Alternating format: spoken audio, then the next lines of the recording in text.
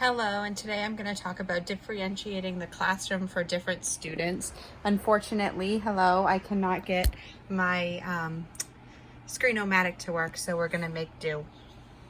So to start off talking about this, we're going to start out about talking about differentiating the education classroom and differentiating it in different classrooms and what it looks like. So in order to understand this and universal design of a classroom is you want to make sure that you understand the learning types of each of your classes. So each classroom that you have is going to have different students in it.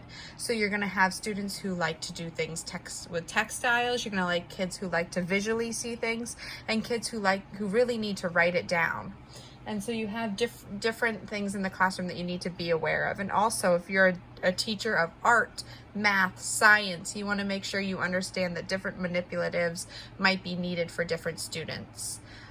Additionally, you want to make sure you understand the groupings of kids. So you want to understand that when you group kids in different areas, that you're grouping them by what they need. So if you're, for example, doing a math lesson and you're doing counting to 10 in first grade, and you decide that you need counters for certain students counting to 10, some other students might not just need to listen to you and visually watch you do it on the board, and then some other students might need to listen to how to do it. So to make sure you have those groups and you know where to put each student so that they're able to do what they need to do in order to understand the information that is required.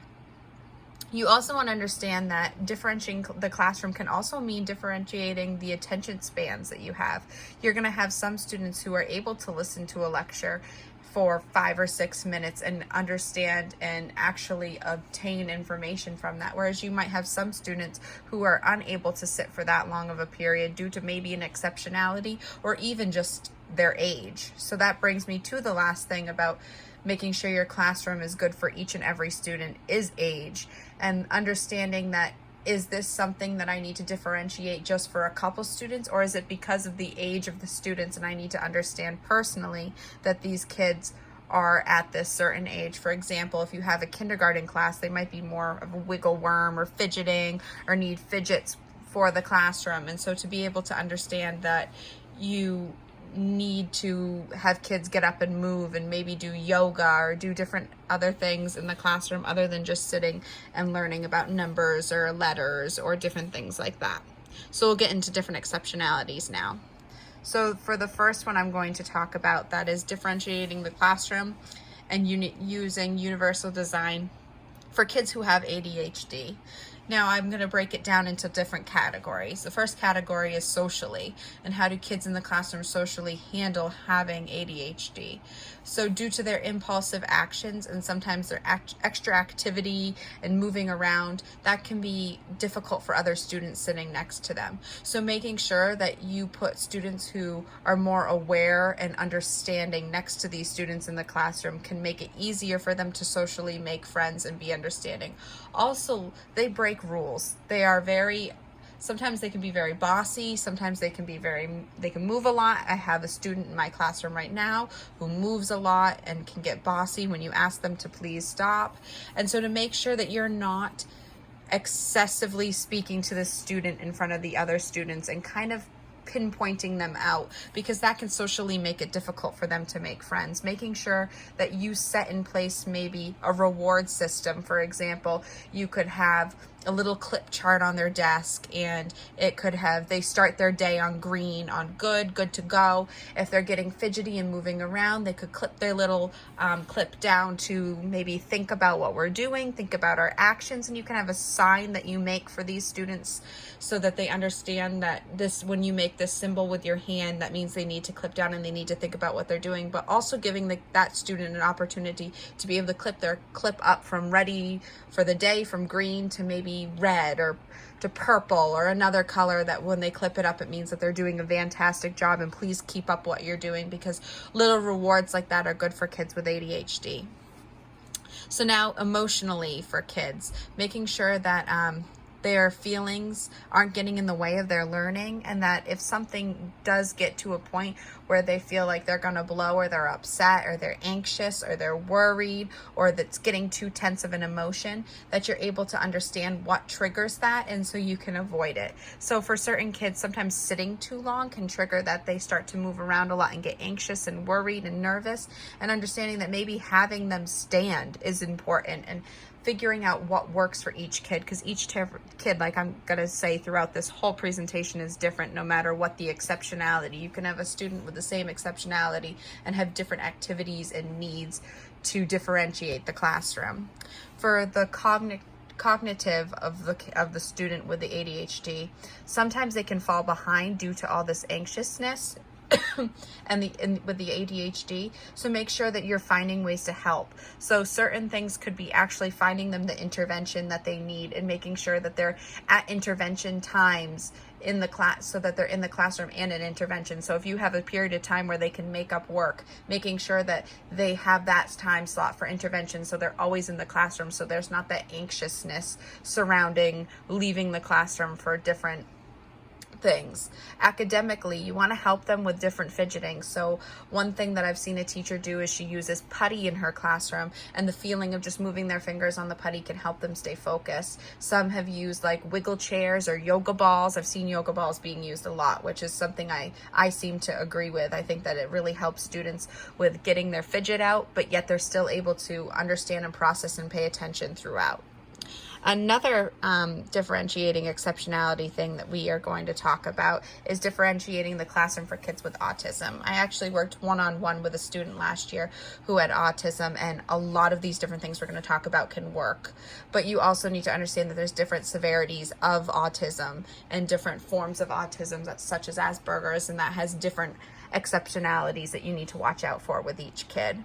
So socially, you want to make sure that you help create the opportunities that these students need. So these students don't tend to want to communicate with the class, and they get nervous when communicating. So making sure that you are looking for those opportunities to put them in groups and make sure that they are making the strides socially that they need to. So encouraging conversation with them, teaching them the skills they need to start up a conversation, to say hello, make small talk with another student, and understand that they can say, hello, here, this is me, this is who I am, and they can actually have conversations with other kids, which can be a struggle. Cognitively, they, like I said, it depends on the severity, but you want to encourage different uses of like brain breaks. So for example, these students can get very frustrated when they have autism and not understand why they aren't comprehending something, or they can be extremely exceptional at everything and be really good at it. In fact, they can be really good with memory and all these different things. It's amazing to see what kids with autism can do with their memory. It's amazing. But if they are having struggles, you want to encourage your differentiating the classroom with brain breaks. So one of my students that had autism, we called them brain breaks, and he would just hold up a fist like this and wiggle it. And I knew that meant he needed a brain break. And he would go off with another teacher, and they would either go to an OT room and just kind of let their brain relax and let them focus. Because sometimes if you have too much stimuli, it can really, even for anybody, that can be something that is stressful and causes stress in the classroom. And you don't want to have a student having stress in the classroom, because you're not able to learn when you're having stress. Academically, the biggest thing for me is routine. Having them have a routine and understand what is happening each and every day and following it. That is very important for kids with autism.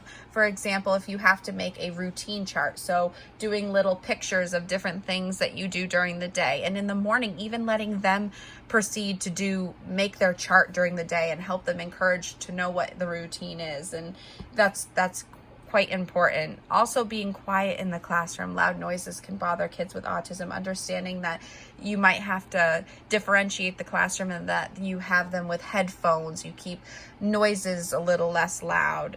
So making sure that you're aware of what they need and desire. And the last one we're going to talk about today is differentiating the classroom for people who have hearing impairments. In fact, my husband has a hearing impairment. He is deaf in one ear.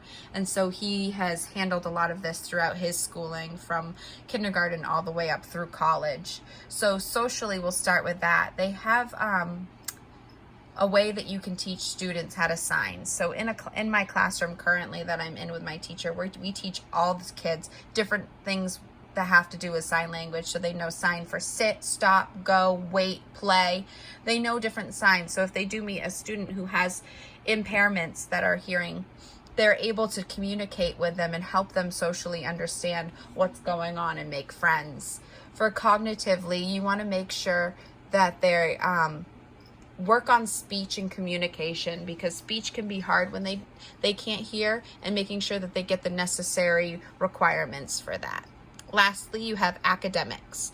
For the academics, they don't have as many delays academically depending on the severity of the hearing impairment, but you want to make sure that in the classroom you give them preferred seating. If they need to sit in the front of the room to hear different things, that you're able to do that. That if they do need to have a note taker who takes notes and shows them what they're writing, have an aide with them, or even just having them understand that there is a way that we can put, maybe, for example, you show a video on the board and then you're able to write it down or come up with different activities for them that don't involve their hearing impairment, would be very important. So here are some different ways that you, as an educator, can deal with the classroom and understand the differences between each and every student and work to improve the classroom so each kid is able to learn the way they need to.